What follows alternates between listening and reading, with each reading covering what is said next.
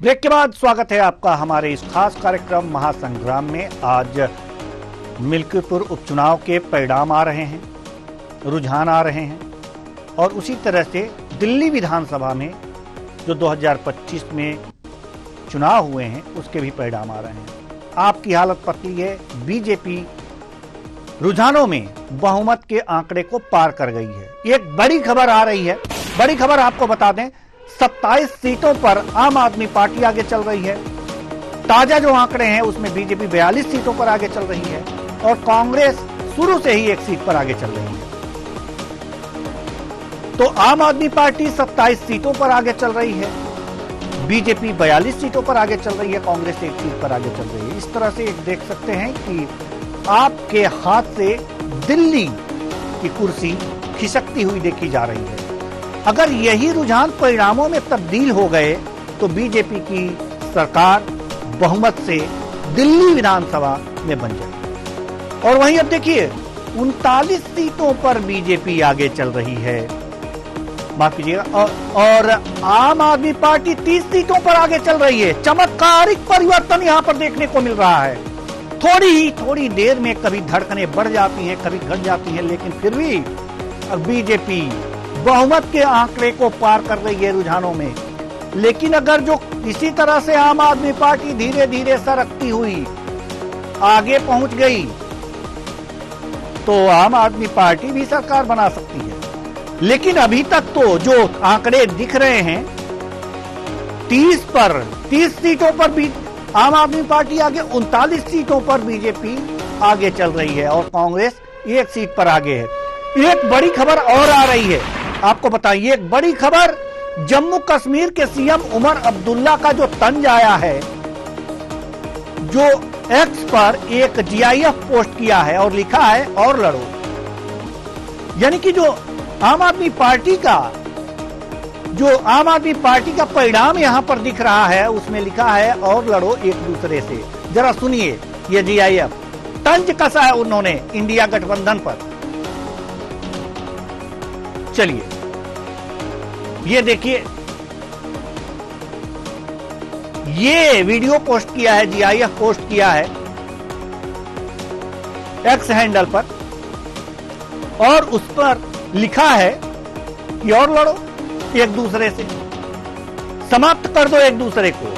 तो यहां पर जो दिल्ली की जो स्थिति है वहां पर कांग्रेस और आम आदमी पार्टी ने लड़ा है। यानी इंडिया गठबंधन में तो आप हैं लेकिन आप लड़ रहे हो, तो और लड़ो और खत्म कर दो एक दूसरे को, तो बीजेपी जीतेगी ही। उमर अब्दुल्ला जो कि जम्मू कश्मीर के सीएम हैं, उन्होंने साफ साफ ये वीडियो देखिए। ये एक मुनि है, ऋषि हैं, इनका वीडियो पोस्ट करके ये लिखा है कि और लड़ो एक दूसरे को खत्म कर दो। तो बस दिल्ली में यह साफ दिख रहा है, अगर कांग्रेस वहां पर चुनाव नहीं लड़ती तो ये रिजल्ट नहीं आता। कांग्रेस अगर जो दिल्ली में चुनाव नहीं लड़ती तो ये जो रुझान है, जिस तरह से आम आदमी पार्टी संघर्ष कर रही है, इस तरह से संघर्ष करती हुई नहीं देखी जाती। जो वोट प्रतिशत आम आदमी पार्टी के कम हो रहे हैं, वास्तव में आपको बता दें कि वो कांग्रेस में गई है। वो वोट जो प्रतिशत है वो कांग्रेस के बढ़े हुए वोट प्रतिशत आम आदमी पार्टी के वोट प्रतिशत को घटा रहे हैं और इसलिए बीजेपी यहां पर बढ़त में जा रही है। तो बीजेपी 39 सीटों पर आगे चल रही है, 30 सीटों पर आम आदमी पार्टी आगे चल रही है। अभी हालत बहुत पतली दिखाई दे रही थी, अब कुछ संभलती हुई दिखाई दे रही है। और आपको बता दें कि अगर जो ये हालत थोड़ा सा और संभल जाए आम आदमी पार्टी की, माफ कीजिएगा, तो यहां पर ये चीजें साफ हो जाएंगी कि आम आदमी पार्टी थोड़ी बहुत जो है उसकी सांसें वापस लौट रही होंगी कि जैसे ही 19 से 30 पर पहुंची है और बीजेपी नीचे आई है 39 पर, तो एक तरह से सांसें जो थम गई थी आम आदमी पार्टी के नेताओं की, वो थोड़ी सी धड़कनें बढ़नी शुरू हुई हैं कि हो सकता है हो सकता है कि 6 सीटें दूर हैं, हो जाए। आज इन्हीं सब परिणामों और रुझानों पर हम चर्चा कर रहे हैं और हमारे साथ जो मेहमान जुड़े हुए हैं उनसे आपका पहले परिचय करा दें। वेद प्रकाश मिश्रा जी, प्रवक्ता बीजेपी, बहुत बहुत स्वागत है आपका हमारे इस कार्यक्रम में। पूजा मिश्रा जी, प्रवक्ता सपा, आपका भी बहुत बहुत स्वागत है हमारे इस कार्यक्रम में। नजम हसन जी, राजनीतिक विश्लेषक, आपका भी बहुत बहुत स्वागत है हमारे इस कार्यक्रम में। माफ कीजिएगा, चर्चा की शुरुआत करें उससे पहले हमने आपको ताजा तस्वीरें दिखा दी। पूजा मिश्रा जी से शुरुआत करते हैं। मिल्कीपुर में बीजेपी बढ़त पर है और समाजवादी पार्टी जो है उसकी एक तरह से कह सकते हैं वो पीछे है। अवधेश प्रसाद जी ने एक इंटरव्यू में कहा कि हमें नंदी जी का आशीर्वाद है। हमने उनके कान में कहा तो उन्होंने कहा कि 35,000 कुछ वोटों से आप जीत रहे हो। पहला सवाल यह है कि अवधेश प्रसाद जी उल्टा सुन लिए क्या नंदी जी ने जो उनके कानों में कहा? हमें तो यही लगता है, आपको क्या लगता है? देवेंद्र जी, देखिए जो मिल्कीपुर का चुनाव है, आप इससे पहले ऑब्वियसली सुबह से जो है आप भी डिबेट कर रहे हो कि मैं भी कर रहा हूँ डिबेट, तो पता चल करके आ रहा है कि जो है मैंने कई जो है ऐसे जो राजनीतिक विश्लेषक उनके मुंह से भी सुना कि ये जो चुनाव था, जो मिल्कीपुर का चुनाव था, उसमें पूरा का पूरा सरकार और सरकारी तंत्र भी लगा हुआ था। तो आप ये सोचिए कि जो है जहां पे जो है चुनाव जो हो रहा है उसमें प्रत्याशी ही नहीं, हम कहते हैं भाई भाजपा की सरकार है, भाजपा के पूरे मंत्री लग जाए प्रचार करने के लिए, वो भी समझ में आता है। मुख्यमंत्री लग जाए, प्रधानमंत्री लग जाए, दूसरे प्रदेशों के मुख्यमंत्री लग जाए, वो भी समझ में आता है। पर अगर संवैधानिक संस्थाएं लग जाएंगी, अगर जो है प्रशासनिक अमला लग जाएगा, वो जो है गलत हो जाता है। और यहाँ पे जो है देखने को वही मिला। आप सोचिए कि इलेक्शन कमीशन ने समाजवादी पार्टी के एक भी कंप्लेंट पे संज्ञान तक नहीं लिया।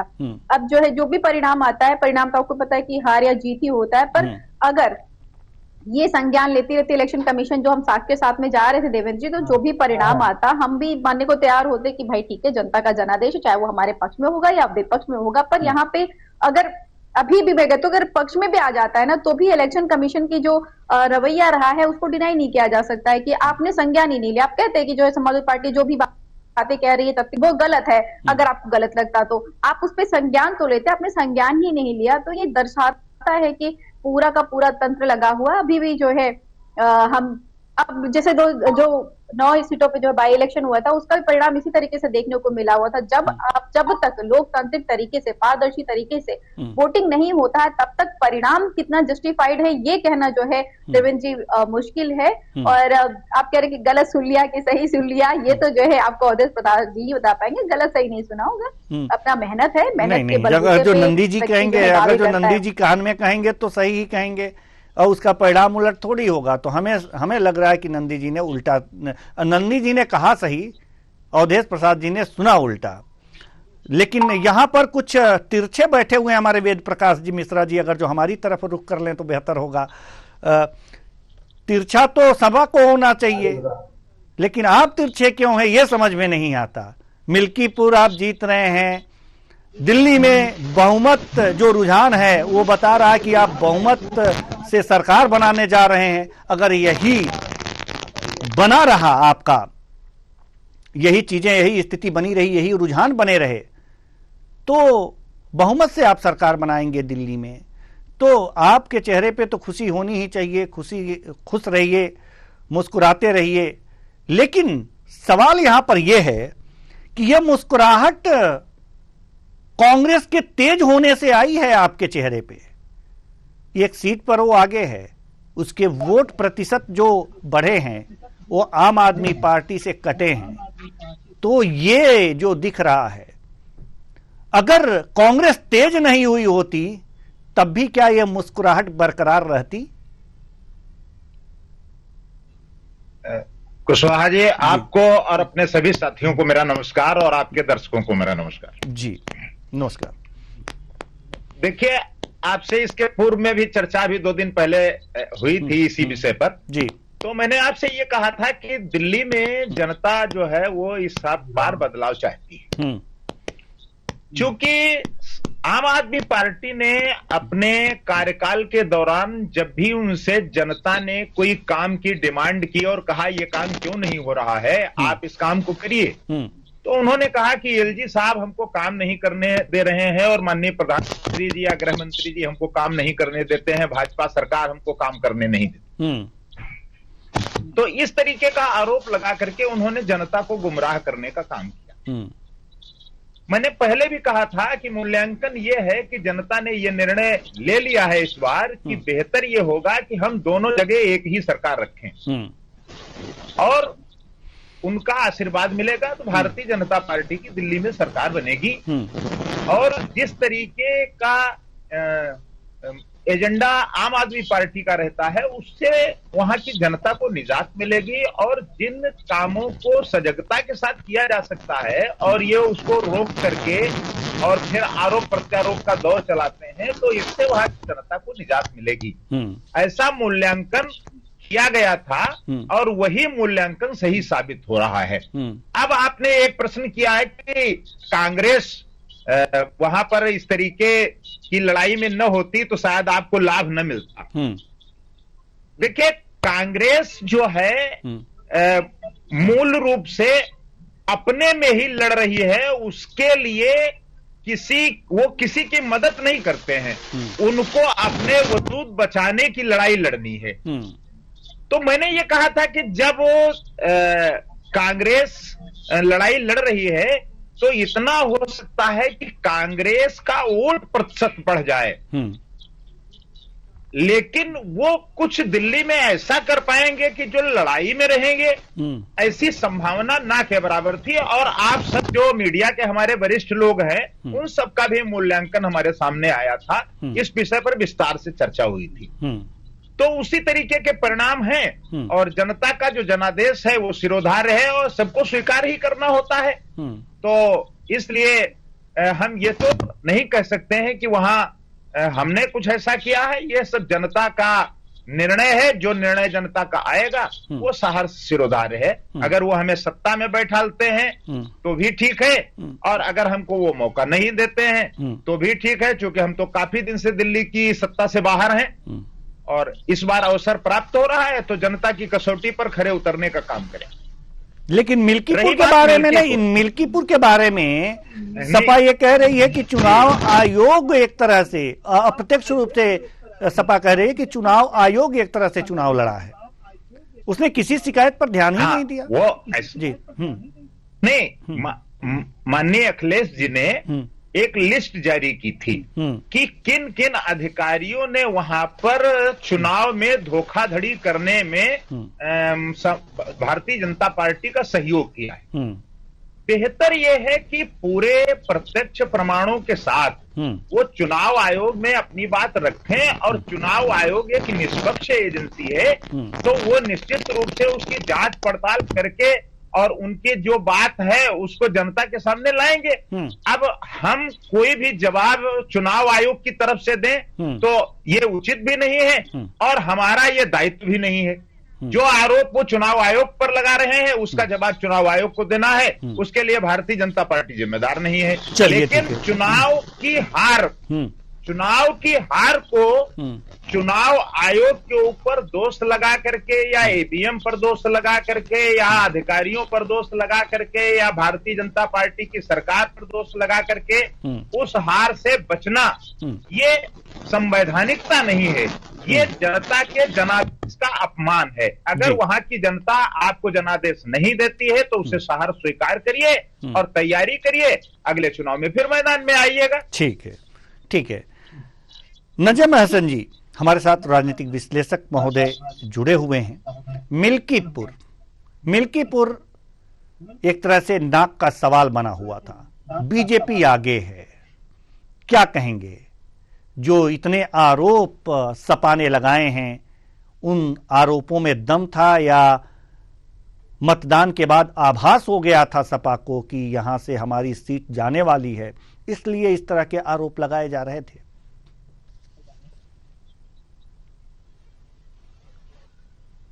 देवेंद्र जी नमस्कार। मैं सबसे पहले आपको बता दूं कि सच्चाई तो यही है कि अभी तो वोटों की गिनती जारी है, रुझान शुरू हो गए हैं, लेकिन जिस तरह से रुझान आ रहे हैं, कभी आगे कभी पीछे, ये है कि अभी तो नतीजा आना बाकी है। लेकिन जिस तरह से समाजवादी पार्टी ने आरोप लगाया है और भारतीय जनता पार्टी ने अभी इस पर कोई इसी तरह की, अभी हमारे प्रवक्ता भारतीय जनता पार्टी के बोल रहे थे और इस बात को वो कह रहे थे कि मिल्कीपुर में एक सवाल होता है कि यादव ने शिकायत नहीं करी। अखिलेश यादव ने जिस दिन से वोटिंग से एक दिन पहले तक लगभग उनके सारे नेता चुनाव आयोग के पास अपनी शिकायतें लेकर पहुंच गए। जिस दिन चुनाव हो रहा था उस दिन भी लगभग 500 शिकायतें चुनाव आयोग के सामने अखिलेश यादव ने रखी थी, अखिलेश यादव के नेताओं ने। अब आज का जो परिणाम आ रहा है, जिस शुरुआती रुझान में कभी पासवान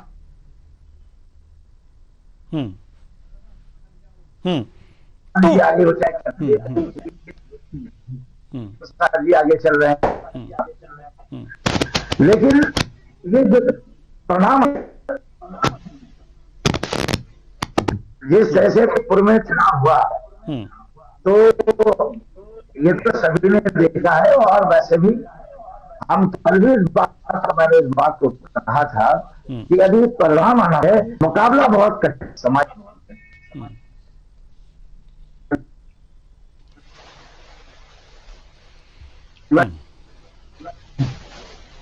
चलिए, एक बड़ी खबर आ रही है, बड़ी खबर आपको बता दें। लखनऊ से मंत्री दानिश आजाद अंसारी का बयान सामने आया है। समाजवादी पार्टी से जनता परेशान हो गई है, सपा ने जनता की भावनाओं के साथ खिलवाड़ किया। तो लखनऊ से मंत्री दानिश आजाद अंसारी का बयान, समाजवादी पार्टी से जनता परेशान हो गई है, सपा ने जनता की भावनाओं के साथ खिलवाड़ किया है, ऐसा उनका बयान था। आइए थोड़ा सा सुन लेते हैं कि दानिश जी क्या कह रहे हैं। मंत्री दानिश जी क्या कुछ कह रहे हैं। चाहे मिल्कीपुर विधानसभा का उपचुनाव हो, चाहे दिल्ली विधानसभा का चुनाव हो, ये चुनाव जनता बनाम विपक्ष था, क्योंकि जनता पूरी तरीके से चाहे दिल्ली में केजरीवाल सरकार से परेशान हो गई हो या समाजवादी पार्टी से उत्तर प्रदेश में परेशान हो गई हो। जिस तरीके से उत्तर प्रदेश की समाजवादी पार्टी ने और दिल्ली की आम आदमी पार्टी ने जनता के भावनाओं के साथ खिलवाड़ किया, जनता के विकास के साथ खिलवाड़ किया, जनता के जो मतों का विश्वास था उसके साथ खिलवाड़ किया, ये कहीं से भी एक्सेप्टेबल नहीं है। बीते 10 सालों में जिस तरीके से दिल्ली की जनता को गुमराह करने का काम आम आदमी पार्टी ने किया है, दिल्ली की जनता ने जिस उम्मीद से आम आदमी पार्टी को अपना वोट, बहुमूल्य वोट दिया, लेकिन पूरी तरीके से आम आदमी पार्टी, अरविंद केजरीवाल जी का जो कार्यकाल था वो अपना शीश महल बनाने में और उनके मंत्रियों का जो कार्यकाल रहा वो केवल और केवल भ्रष्टाचार को समर्पित आम आदमी पार्टी का कार्यकाल, अब उसका समय जा चुका है। आज परिणाम के दिन है और इस परिणाम में साफ और स्पष्ट जाहिर हो जाएगा कि जनता ने भारतीय जनता पार्टी को गले से लगाया है, अपनाया है। मिल्कीपुर विधानसभा के उपचुनाव में भी जिस तरीके से नतीजे आगे बढ़ रहे हैं, ये साफ और स्पष्ट बताता है कि वहां भी इस बार ऐतिहासिक जीत भारतीय जनता पार्टी हासिल करने जा रही है।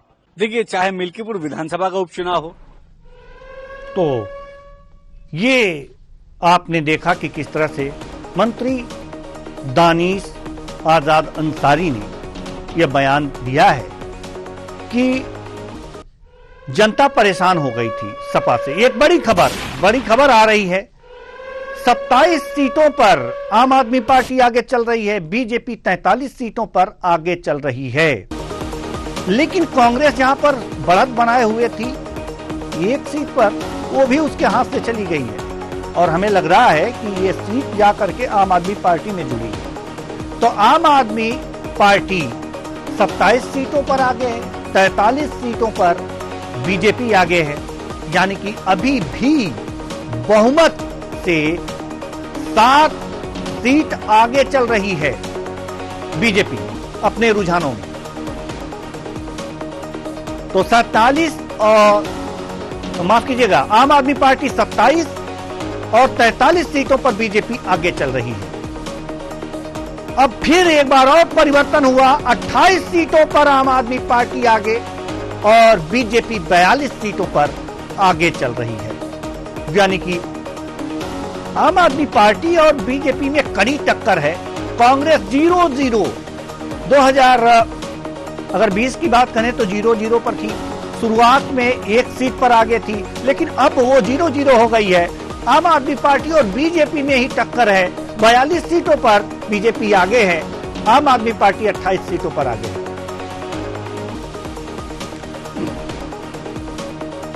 तो चलिए अब रुख करते हैं अपने मेहमानों की तरफ। हमारे साथ जो नजम अहसन जी राजनीतिक विश्लेषक थे, कुछ कह रहे थे, कुछ अपने पक्ष रख रहे थे, लेकिन कुछ तकनीकी खामी थी जिसकी वजह से साफ आवाज नहीं आ पा रही थी। जी नजम अहसन जी, अपनी बात रखिए।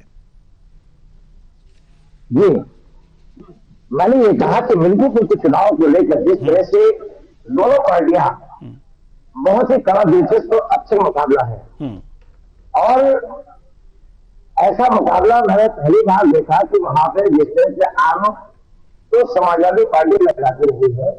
और अभी मैंने दानिशमर्दान तरसादी जी का मैंने एक वक्त वहां पे उन्होंने इस बात को कहा कि वाकई जनता समाजवादी पार्टी से बिल्कुल अलग हो चुकी। तो ये भी कहीं ना कहीं समाजवादी पार्टी के लिए अगर मिर्जापुर चुनाव हार जाता है तो पार्टी के लिए उचित नहीं, क्योंकि आज हम अभी तो दोनों पार्टियों के नेता चाहे पासवान जी हो चाहे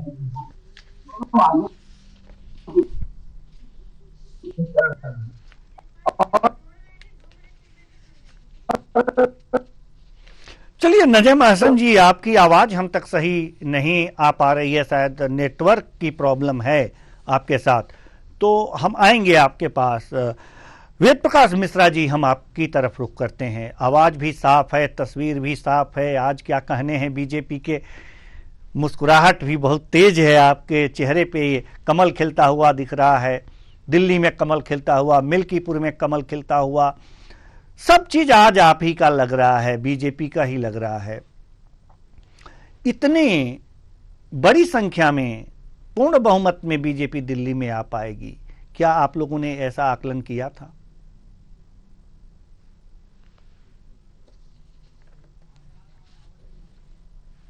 भारतीय जनता पार्टी 24 घंटे और 365 दिन लगातार हम जनसेवा में रहते हैं, और चुनावी जो तैयारियां हमारी होती हैं वो एक चुनाव समाप्त होता है, दूसरे में हम लग जाते हैं। तो जो हमारा काम करने का तरीका है और जनता से जुड़े रहने का तरीका है, अपनी जो बात है वो जनता तक पहुंचाना और जनता की बात सुन करके और सरकार तक पहुंचाना और उसका समाधान निकालना, ये हम सब कार्यकर्ताओं का मूल दायित्व भारतीय जनता पार्टी। अब यद्यपि सभी राजनीतिक दल इसी तरीके से काम करते हैं, लेकिन अपनी अपनी शैली अलग हो सकती है। तो हमें इस बात की अनुभूति थी कि दिल्ली में जिस तरीके से आम आदमी पार्टी ने सरकार चलाई, तो उससे जनता का मोह भंग हो चुका है, और जनता जो दिल्ली की है वो बदलाव चाहती है। देखिए, आरोप प्रत्यारोप का दौर हर समय कुशवाहा जी करना और लगाना, ये भी बहुत मैं अच्छी बात नहीं समझता हूं। मुद्दों के आधार पर भी चर्चा होनी चाहिए। आप सब बहुत सीनियर जर्नलिस्ट हैं, जब हमें बुलाते हैं तो हम अपना पक्ष आम जनता तक पहुंचाएं। और राजनीतिक दलों में आरोप प्रत्यारोप तो चलता ही। केजरीवाल जी ने जिस तरीके का माहौल दिल्ली के लिए तैयार किया था, उस कसौटी पर वो खरे नहीं उतरे, और फिर भी दिल्ली की जनता ने उन्हें 2 बार अवसर दिया। उस अवसर का उन्होंने दुरुपयोग किया, जिसका परिणाम आया कि वो 6 महीने जेल में रहे, और 6 महीने तक उन्होंने त्यागपत्र नहीं दिया और किसी को मुख्यमंत्री नहीं बनाया। और जब जनता के काम रुके तब उन्होंने बीजेपी पर आरोप लगाया कि साहब भारतीय जनता पार्टी केंद्र में सरकार में है और एलजी साहब हमको काम करने नहीं देते। क्या इसके पूर्व में ऐसी सरकारें नहीं रही हैं कि जब केंद्र में कोई और सरकार रही हो और दिल्ली में कोई और सरकार रही हो? भारतीय जनता पार्टी जब दिल्ली में सत्ता में थी तो हम केंद्र सरकार में नहीं थे, लेकिन हमने काम किया। हम और काम हमने किया। उसके बाद भी दिल्ली की जनता ने बदलाव किया और काफी अरसे से हम दिल्ली में जो है वो विधानसभा चुनाव में सत्ता से बाहर रहे। यद्यपि हमें लोकसभा में पूर्ण समर्थन प्राप्त होता है और हम पूरी सीटें जीत करके आते हैं। तो इस बार जो जनता ने निर्णय लिया है वो बहुत सूझबूझ के साथ निर्णय लिया है कि अब जो आम आदमी पार्टी की सरकार है वो अपनी मूल भावना से भटक चुकी है, इसलिए अब हम बदलाव करेंगे। और बदलाव में भारतीय जनता पार्टी को वो जनादेश दे रहे हैं, ऐसे परिणाम सामने दिखाई दे रहे हैं। तो हम जनता का धन्यवाद व्यक्त करते हैं, अपनी मीडिया का धन्यवाद व्यक्त करते हैं कि हमारी बात आप सबके माध्यम से भी जब पहुंचती, और निश्चित रूप से जनता उस बात को समझ करके आम आदमी और भारतीय जनता पार्टी जनादेश का आदेश दे रहे हैं तो उसको हम स्वीकार करेंगे और उनकी कसौटी पर खरे उतरने का काम करेंगे। मिल्कीपुर में जो सपा का वर्चस्व है वो टूटता हुआ दिख रहा है। मिल्कीपुर में एक और बड़ी खबर आ रही है। बड़ी खबर आपको बता दें, ग्वालियर से केंद्रीय वित्त मंत्री ज्योतिरादित्य सिंधिया का बयान आया है। पीएम के नेतृत्व में दिल्ली में सरकार बन रही है। आप और कांग्रेस, आम आदमी पार्टी और कांग्रेस ने दिल्ली को बर्बाद किया है। केंद्रीय मंत्री ज्योतिरादित्य सिंधिया का बयान आप भी सुन लीजिए। प्रधानमंत्री जी के नेतृत्व में भारतीय जनता पार्टी की सरकार बनने जा रही है। जो आम आदमी पार्टी और कांग्रेस पार्टी ने दिल्ली का सत्यानाश किया था, प्रधानमंत्री जी के विश्वास में पूर्ण रूप से दिल्ली की जनता खड़े होकर आशीर्वाद प्रदान किया है और अब थोड़े घंटे वेट कर लीजिए, पूर्ण नतीजा निकलेगा। तो ये थे ग्वालियर से केंद्रीय मंत्री ज्योतिरादित्य सिंधिया, जिन्होंने कहा है कि पीएम मोदी के नेतृत्व में बीजेपी बहुमत हासिल कर रही है दिल्ली में, और ये जनता ने पूरा सहयोग किया है बीजेपी का। ज्योतिरादित्य सिंधिया ने ये बयान दिया है, अभी आपने सुना। तो एक तरह से कह सकते हैं, हम एक बार और कहेंगे कि आज बीजेपी का दिन लग रहा है। चाहे मिल्कीपुर हो या दिल्ली हो, बीजेपी का ही परचम फहराया जा रहा है। अब हम रुख करेंगे अपने मेहमानों की तरफ, और मेहमानों में हमारे साथ एक और मेहमान जुड़ गए हैं। यश भारतीय जी, सपा प्रवक्ता हैं। बहुत बहुत स्वागत है आपका हमारे इस कार्यक्रम में। मिल्कीपुर में जहां तक बात हो रही थी और पहले से ही सपा कह रही थी कि हमारे साथ कुछ अच्छा नहीं हुआ है, तो शायद उसका परिणाम हो, या हम तो इसे ये कहेंगे कि जनता ने सपा के साथ अच्छा नहीं किया है। वो जिनके साथ अच्छा किया है वो आगे चल रहा है। क्या लगता है यश भारतीय जी, सवाल आप ही से, कि तमाम आरोप तो लगे थे लेकिन फिर भी कहीं ना कहीं कुछ चूक तो हुई है। देवेंद्र भाई, मैं पूछना चाहता हूं, परिणाम आ गया है क्या? नहीं, तो चूक हो गई। और ये बात जो आप कह रहे हैं जनता ने अच्छा नहीं किया, आप तो परिणाम दे रहे हैं एकदम से। नहीं, रुझान बता रहे हैं, अनुमान हम लोग लगाते हैं, अनुमान लगा रहे हैं, और लगातार अगर जो बढ़त बन रही है। आप जैसे मीडिया के साथियों के लिए ही चुनाव आयोग ने एक बार प्रेस कॉन्फ्रेंस में कहा था कि 8:30 बजे तक काउंटिंग शुरू ही नहीं होती और 8:05, 8:10 पे रुझान देने लगते हैं मीडिया हाउसेस। और पहली जो रुझान आता है वो लगभग 9:30 पे हम लोग देते हैं, क्योंकि 9:20 तक काउंटिंग लगभग एक पहले चरण की होने लगती है। हम 9:30 बजे तक पहले चरण की काउंटिंग देते हैं। तो 9:30 बजे तक अगर चुनाव आयोग पहले चरण की काउंटिंग देता है, 10:30 बजे आप परिणाम सुना रहे हैं क्या? आगे सब हम रुझान बता रहे हैं आपको, हम रुझानों के आधार पर अनुमान बता रहे हैं, और आपके आरोपों के अनुसार ऐसा ही लग रहा है। नहीं जो नहीं नहीं नहीं नहीं नहीं यश भारतीय जी, यश भारतीय जी, मेरी बात सुन लीजिए। हम अगर जो कह दें कि आप जीत रहे हैं तो रुझान ऐसा नहीं कह रहे हैं। जो रुझान है वो बीजेपी को जिता रहे हैं। ऐसा लगता है कि बीजेपी जीत रही है। सुन लीजिए आप ये सुन लीजिए जो रुझान है। हम मेरी बात सुनिए ना, मुझे बोलने के लिए बुलाया है ना आपने, मेरी बात सुनिए। आप सवाल आपने कर लिया था, मेरी बात सुनिए आप। रोक टोक तब कीजिए जब आपको ना करे। पोस्टल बैलेट का क्या रिजल्ट है, उसका रिजल्ट बताइए पोस्टल बैलेट का। आप बताइए, आप तो जानते हैं, आप तो इलेक्शन कमीशन नहीं, आप बताइए ना। हम तो बता चुके हैं, हम उसे फ्लैश कर चुके हैं, हम उसे फ्लैश कर चुके हैं। हमारा सामान्य ज्ञान मत जांचिए आप। नहीं, यह बात है जी, आप हमारा सामान्य ज्ञान मत जांचिए। हम फ्लैश कर चुके हैं इसे ब्रेकिंग में। भाई देवेंद्र भाई, नहीं हम नहीं जानना, मैं आपकी परीक्षा नहीं ले रहा। नहीं, परिणाम बताइए जिसके लिए आपने डिबेट रखी हुई है, जो चर्चा हम शामिल हुए हैं। पोस्टल बैलेट का परिणाम आप क्यों खींच रहे हैं इतना? आप लोग क्यों खींच रहे हैं? पत्रकार क्या कर सकते हैं? अनुमान ही बता सकते हैं। चलिए हम मान लेते हैं कि आपके अनुसार जनता ने आपका साथ दे दिया। कर रहा हूँ पोस्टल बैलेट में क्या परिणाम आया, वो परिणाम बता दीजिए। आप बता दीजिए। हमने तो फ्लैश कर दीजिए, हमने तो फ्लैश कर दिया है और अपने दर्शकों को बता दिया। क्या फ्लैश किया? नहीं तो आप बताइए ना, आप क्या जानते हैं? हम आपको भेज देंगे, कटिंग भेज देंगे आपको। जानकारी आप दे रहे हो, रुझान आप बता रहे हो।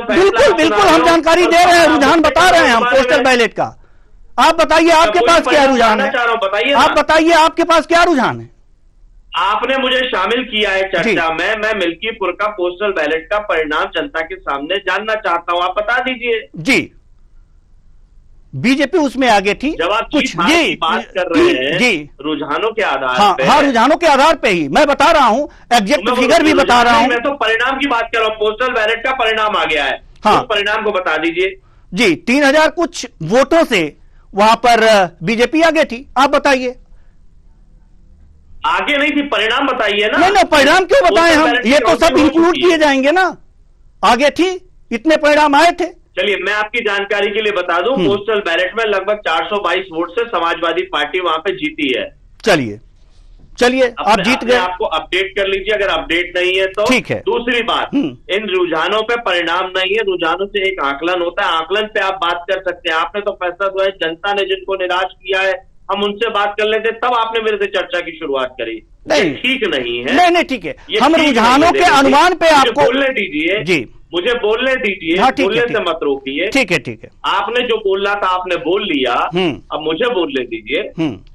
ये केवल एक रुझान है, अभी परिणाम आना बाकी है। चुनाव आयोग ने इन्हीं सब मीडिया हाउसेस के लिए बात की कि इतनी जल्दबाजी में परिणाम घोषित करने की कोशिश करते हैं कि जो चुनाव आयोग ने प्रक्रिया अपनाई भी नहीं है। 8:30 बजे से काउंटिंग शुरू होकर के 9:30 बजे पहला परिणाम आता है, लेकिन 8:30-9 बजे परिणाम देने लगते हैं मीडिया हाउसेस। तो इतनी जल्दीबाजी ठीक नहीं है। जनता विश्वास करती है, जनता देखती है, धैर्यपूर्वक उत्सुकता के साथ में उसे गलत जानकारी नहीं देनी चाहिए। परिणाम जो भी आएगा, जीत हार जो भी होगी, लोकतंत्र मजबूत होना चाहिए, लोगों के वोट डालने के अधिकार से वंचित। चलिए एक और बड़ी खबर आ रही है, हम आपको रोकना चाहेंगे। 30 में से 9 राउंड की गिनती पूरी हो चुकी है। 25,378 वोटों से बीजेपी आगे चल रही है, भाजपा की लीड बढ़ती जा रही है। ये तत्काल के आंकड़े हैं। 25,348 वोटों से बीजेपी आगे चल रही है। 30 में से 9 राउंड की गिनती पूरी हो चुकी है। माफ कीजिएगा, 25,378 वोटों से बीजेपी आगे चल रही है। 30 में से 9 राउंड की गिनती पूरी हो चुकी है। भाजपा की लीड बढ़ती जा रही है।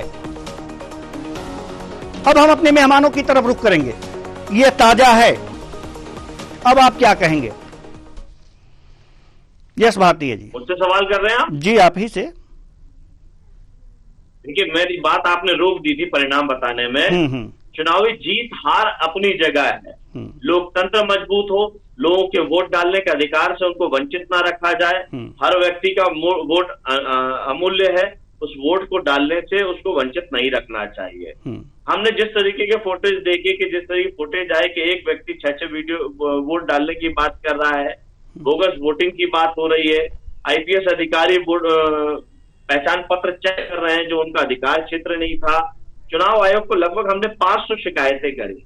उन 500 शिकायतों में जनहित की ही बात की, क्योंकि उस समय ये तय नहीं था कि कौन किसको वोट डाल रहा है, लेकिन जो गड़बड़ियां हो रही हैं, जो चीजें ठीक नहीं दिख रही हैं, उस बात को बात की। लेकिन चुनाव आयोग एक मरा हुआ आयोग दिख रहा था, इसीलिए माननीय अखिलेश यादव जी ने लोकसभा में सफेद कपड़ा, श्वेत वस्त्र, कफन चढ़ाने का काम चुनाव आयोग को किया, जिसका हक अधिकार लोगों के छीनने का काम कर रहा है, जिसको सुरक्षित रखने का काम था। परिणाम जो भी आए, अगर हम जीत जाएंगे तब भी अगर लोग वोट डालने के अधिकार से वंचित रह जाते हैं तो भी ये लोकतंत्र के लिए हानि है। हम हार जाएंगे तब भी ये बात मेरी निरंतर रहेगी, जीत और हार दोनों के बात में ये बात निरंतर रहेगी कि ये चुनावी प्रक्रिया लोगों के संवैधानिक अधिकार से है। अगर संवैधानिक अधिकार से वंचित रखे जाएंगे तो ऐसे चुनाव का और चुनाव परिणामों के कोई मायने नहीं है, का कोई मायने नहीं है। नजम अहसन जी, हम आपके पास आना चाहेंगे। चुनाव परिणाम का कोई विशेष मायने अभी नहीं मान रहे हैं।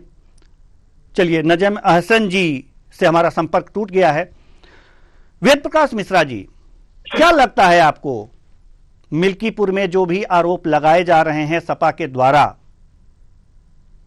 क्या यही कारण है? आपके अनुसार क्या कारण हो सकते हैं बीजेपी के जीत के? सोहा जी, आरोप लगाने के लिए वो राजनीतिक दल हैं और चुनाव लड़ रहे हैं। अगर उन्हें लगता है कि कुछ गलत हो रहा है तो चुनाव आयोग के पास जाना उनका संवैधानिक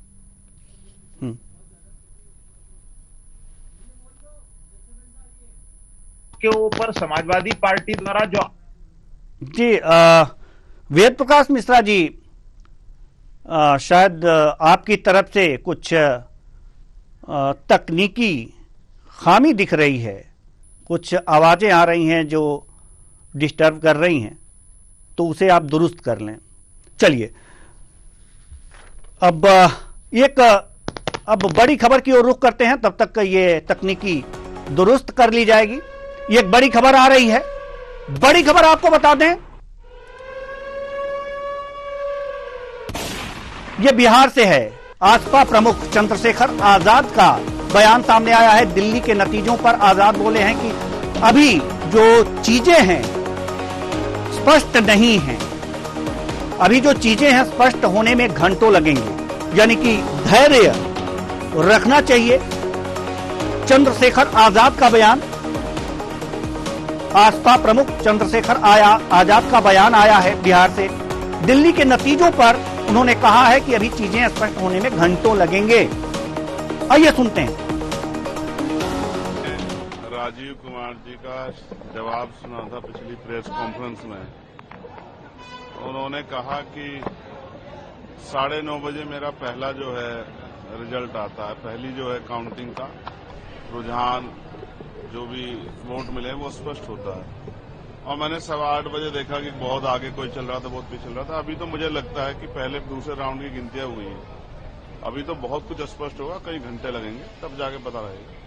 मैं फिर आपको स्पष्ट करूं, मेरा नहीं है, राजीव कुमार जी का इलेक्शन कमिश्नर का बयान है कि 9:30 बजे पहला जो काउंटिंग होती है उसका पहला रिजल्ट 9:30 बजे आता है। यहाँ तो 9 बजे कोई 30 पे पहुंच गया था, कोई 20 पे था। भारतीय मीडिया को थोड़ा सा अपने बारे में सोचना चाहिए। भारतीय मीडिया को थोड़ा सा अपने बारे में सोचना चाहिए। यश भारतीय जी की ही बातें ये चंद्रशेखर आजाद जी ने कही हैं। यश भारतीय जी, हम अपने मेहमानों की तरफ रुख करेंगे। जैसे कि अभी आपने चंद्रशेखर आजाद जी का बयान आपने सुना, यश भारतीय जी आप ही की तरह ये भी बातें कह रहे हैं कि मीडिया को सोचना चाहिए, लेकिन मीडिया सेंटर भी बने होते हैं, काउंटर जो केंद्र होते हैं, काउंटिंग सेंटर होते हैं वहां पर, और वहां पर मीडिया का काम ही है कि जल्दी से जल्दी जो चीजें सामने आती हैं उसे फ्लैश करना। अगर गैर कानूनी होगा तो इस पर चुनाव आयोग प्रतिबंध लगाएगा। खैर, वो अलग की बात है।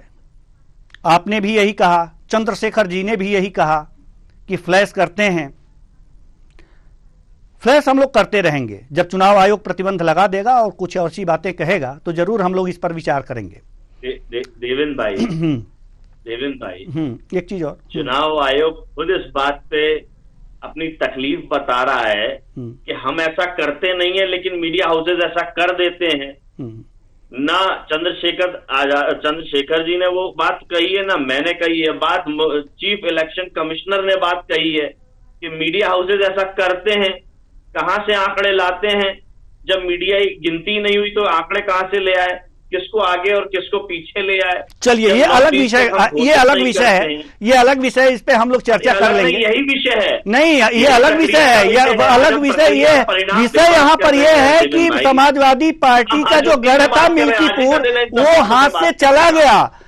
विषय ये है कि जो मिल्कीपुर समाजवादी पार्टी का गढ़ था वो हाथ से चला गया, और उसकी छटपटाहट में जो लगातार कफन देने की बात जो अखिलेश यादव जी कह रहे हैं कि चुनाव आयोग अगर जो हम सफेद कपड़ा लाए होते भूल गए तो हम उस पे डाल देते, यही छटपटाहट है आप लोगों की।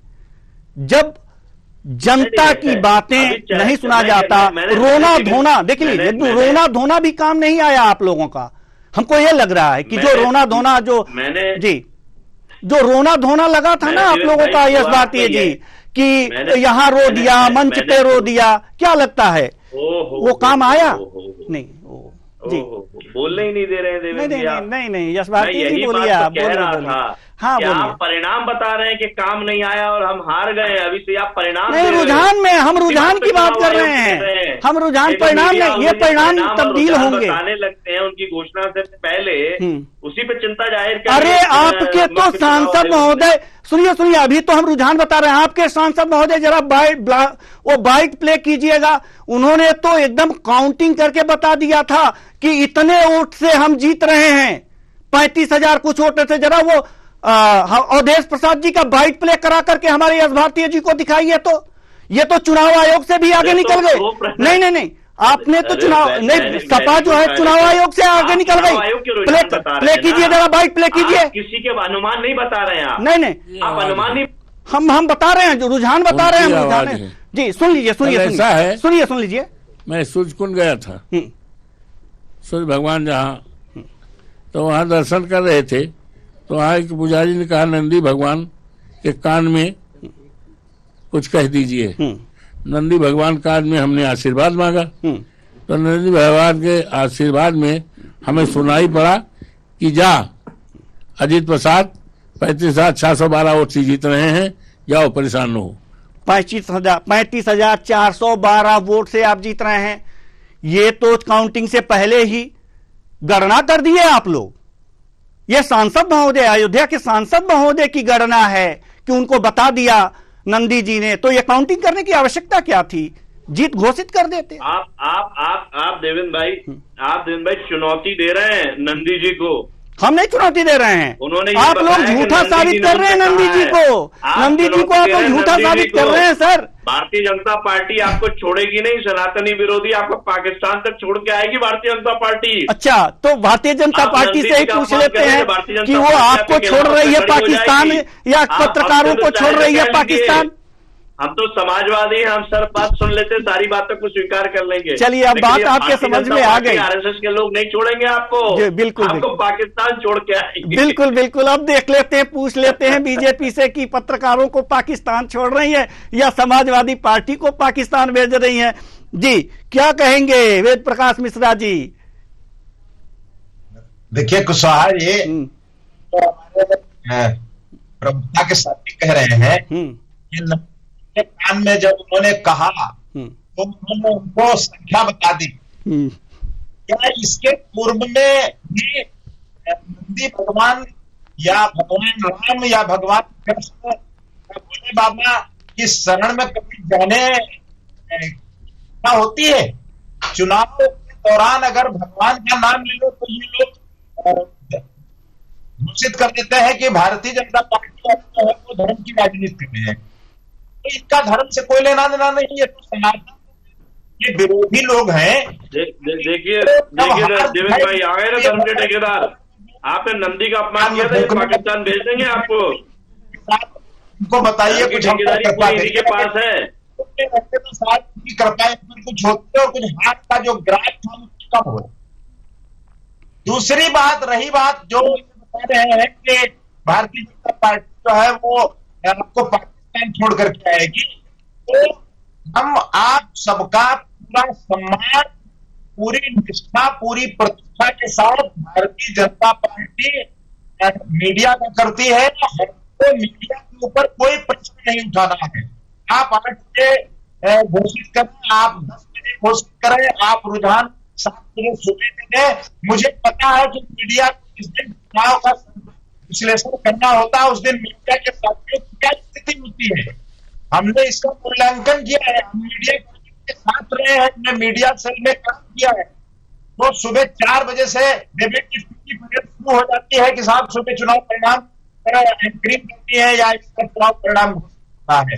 ऐसा नहीं है कि 8 बजे सो करके उठे और बिना मंजन गुल्ला किए और साहब उसके ऊपर शुरू कर दी, ऐसा कुछ नहीं है। हम पूरा सम्मान करते हैं भारतीय मीडिया का। अब देख लीजिए, आप लोग कहीं देख लीजिए यश भारतीय जी, कह रहे हैं, हम थोड़ी कह रहे हैं जी, यश भारतीय जी मुख्य चुनाव आयोग को कह रहे हो कि कुल्ला करके आ गए, पता नहीं क्या ऐसी बातें अपमानित मत कर दिए भैया।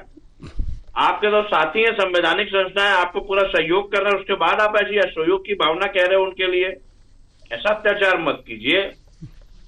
चलिए ठीक है, चलिए ठीक है, ये सारी चीजें तो हो गई, लेकिन जो अभी रुझान आ रहे हैं वो सपा के पक्ष में नहीं जाते दिख रहे हैं।